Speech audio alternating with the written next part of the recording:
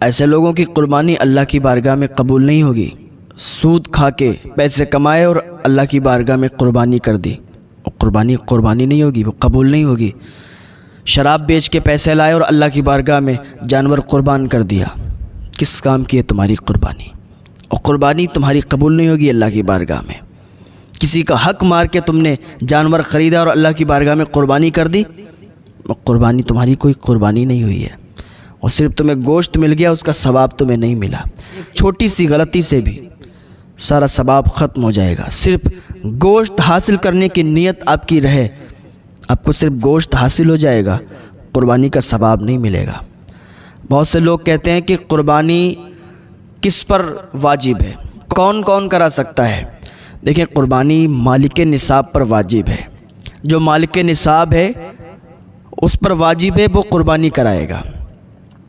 جو مالک نصاب نہیں ہے پھر اس کی مرضی ہے کہ وہ قربانی کرائے یا نہ کرائے، لیکن جو مالک نصاب ہے اس پر واجب ہے۔ اگر نہیں کرائے گا تو گناہگار ہوگا، اور کرائے گا تو ثواب بہت زیادہ ہے، اور یہ عمل اللہ کی بارگاہ میں بہت زیادہ پسند ہے۔ اب بہت سی جگہ ایسا ہوتا ہے کہ ایک گھر میں کئی لوگ ہیں اور اکثر لوگ مالک نصاب ہیں، 5 لوگ ہیں، 3 لوگ مالک نصاب ہیں، تو اس میں سے ایک انسان قربانی کرواتا ہے۔ نہیں، جو 3 لوگ مالک نصاب ہیں ان کو بھی چاہیے وہ قربانی کروائیں۔ اگر وہ قربانی نہیں کروائیں گے تو وہ گناہگار ہوں گے۔ 5 لوگ ہیں، 3 لوگ مالک نصاب ہیں، تو 3 لوگ قربانی کروائیں گے، اور اگر 5 حصے ڈال دیں، 5 کی کروا لیں تو اور زیادہ بہتر ہے، ثواب ہی ثواب ہے۔ جس پر قربانی واجب نہیں ہے اگر وہ بھی کروا لے تب بھی ثواب ہے، گناہ نہیں ہے۔ اچھا، قربانی کرنے کے لیے جانور ڈھونڈتے ہیں، جانور کتنے بڑے ہونا چاہیے؟ بکرا بکری 1 سال کا ہونا چاہیے۔ 1 سال سے اگر 1 دن بھی کم ہوا نا تو قربانی نہیں ہوگی اس پہ۔ اونٹ 5 سال کا ہونا چاہیے، بھینس 2 سال کی ہونا چاہیے۔ ہاں، دمبا اگر 6 مہینے کا ہے اور دور سے 1 سال کا لگتا ہے تو اس کی قربانی ہو جائے گی، لیکن اگر 6 مہینے کا ہے اور دور سے کمزور لگتا ہے تو قربانی نہیں ہوگی۔ ٹھیک ہے، اور ایک اہم مسئلہ یاد آ گیا۔ آج کل جب قربانی انسان کراتا ہے تو سوچتا ہے کہ اپنے نام سے کراؤں یا اپنے ابا کے نام سے کراؤں یا اپنے گھر والوں کے نام سے کراؤں۔ پچھلے سال تو میں نے اپنے نام سے کروائی تھی، اس بار اپنی اماں کے نام سے کروا دیں یا ابا کے نام سے کروا دیں۔ تو دیکھیں، سب سے پہلی بات یہ ہے کہ جو مالک نصاب ہے سب سے پہلے وہ اپنے نام کروائے گا۔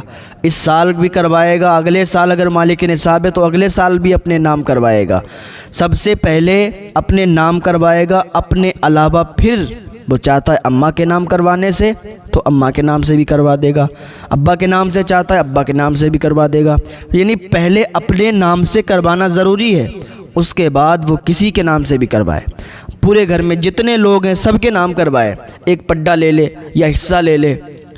7 لوگ گھر میں ہیں، ایک پڈا لے لے، 7 کے نام کروا دے، حصہ ڈال لے۔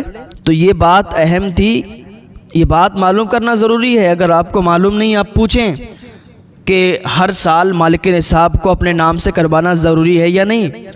جو مالک نصاب ہے اس کو ہر سال اپنے نام سے کروانا ضروری ہے، اور اس کے علاوہ میں وہ جس کا بھی چاہے پھر کروا سکتا ہے۔ اس کے علاوہ میں پہلے اپنے نام، اس کے علاوہ میں پھر دوسروں کے نام کروا سکتا ہے۔ قربانی ہوتی ہے تو بہت سے لوگ سوچتے ہیں کہ یار جب چھری پکڑیں گے اپنے آپ اور چھری اپنے آپ چلائیں گے تبھی وہ قربانی مانی جائے گی ہماری۔